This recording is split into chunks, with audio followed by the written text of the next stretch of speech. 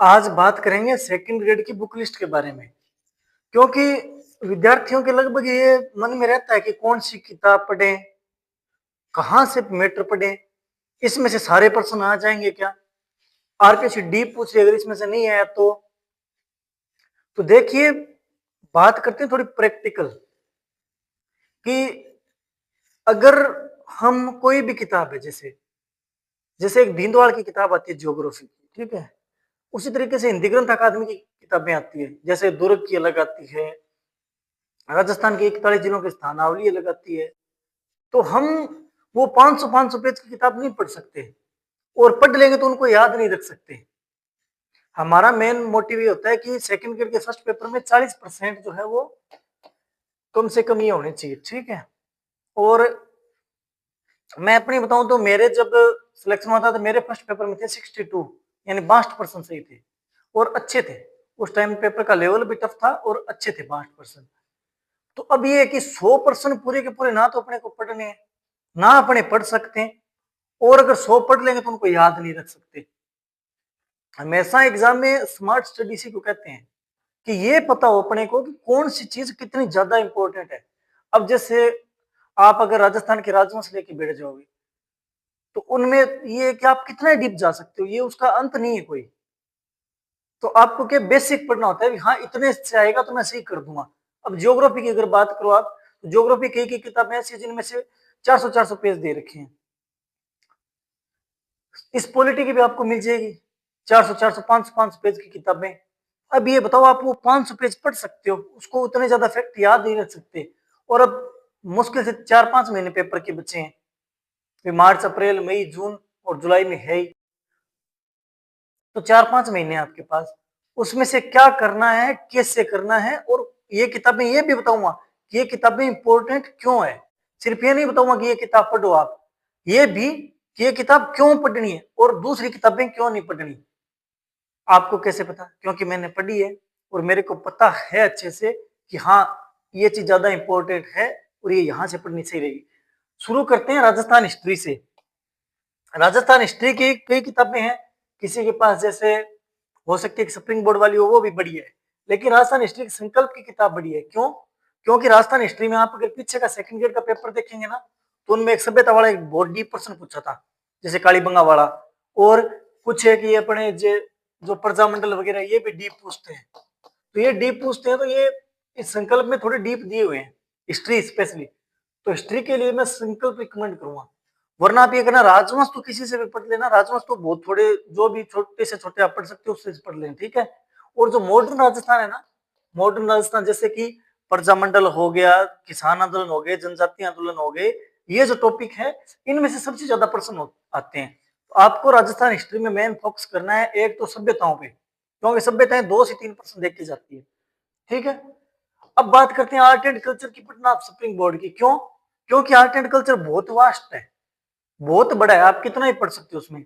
लेकिन spring board में ये कि कम में मैटर में और बहुत अच्छा दिया है। ऐसे तो आप चाहे कितने डीप जाते जाओ उसमें फिर वो याद नहीं रहता है, ठीक है। उसके बाद ज्योग्राफी की कहेंगे तो ज्योग्राफी में आपको रिकमेंड करूंगा दिव्यास्त्र थी सुभाष चरण की। सर आप ये कैसे कह सकते हो कि सुभाष चरण वाली बढ़िया है? बढ़िया है कि मेरे पास जब मैंने तैयारी की तो मैंने सुभाष चरण वाले नोट्स पढ़े थे। तो सर अब डीप आ रहा है, अगर कोई पर्सन बहुत ज्यादा डीप आ रहा है तो फिर ये है कि आप ये याद करो। और इसके बाद ये दिशा दे रखी है, मैं लिख रखा है दिशा अलग से, ये मैं बता दूंगा कैसे पढ़नी है। उसके बाद अगर डी पा रहा है तो मरने दो। अगर वो आपका सही नहीं होगा ना, तो मैं ये गारंटी ले कह सकता हूँ कि 99% लोगों का सही नहीं हुआ, और उससे सिलेक्शन नहीं रुकता है। कैसे नहीं रुकता सर? रुक जाता, नहीं रुकता। पॉलिटी की बात करते हैं, राजस्थान और इंडिया, कई भाई साहब इतने भूंगड़ हैं। भूंगड़ मतलब जो राजवीर सर को सुना होगा कि जो पता नहीं कहाँ कहाँ से क्या क्या पढ़ते रहते हैं।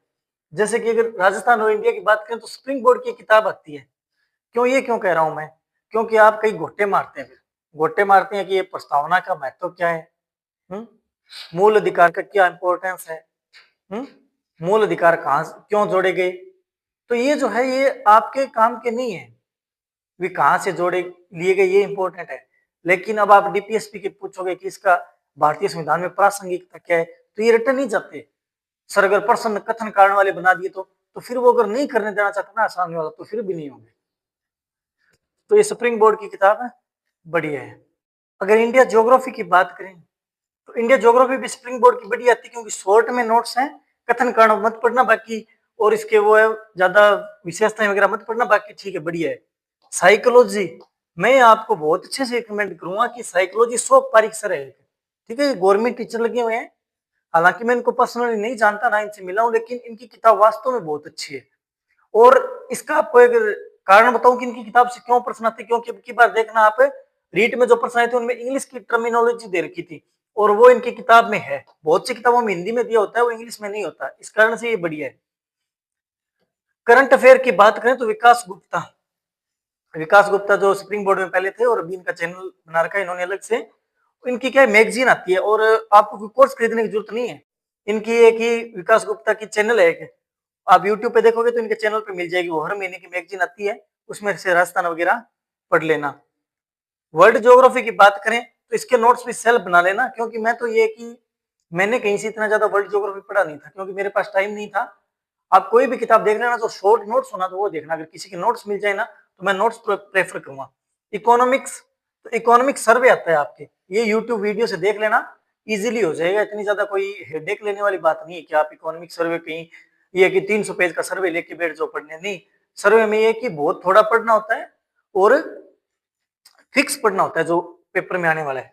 उसके अलावा दिशा, सर दिशा अब टाइम कहाँ मिलता है, ये भी पढ़ लें वो भी पढ़ लें दिशा भी पढ़ लें, तो आपको एक बात बताऊं कि दिशा जो है वो साथ में अगर आप पढ़ोगे ना तो आपके ये मानना 50 से 60% तो वैसे ही हो जाएंगे।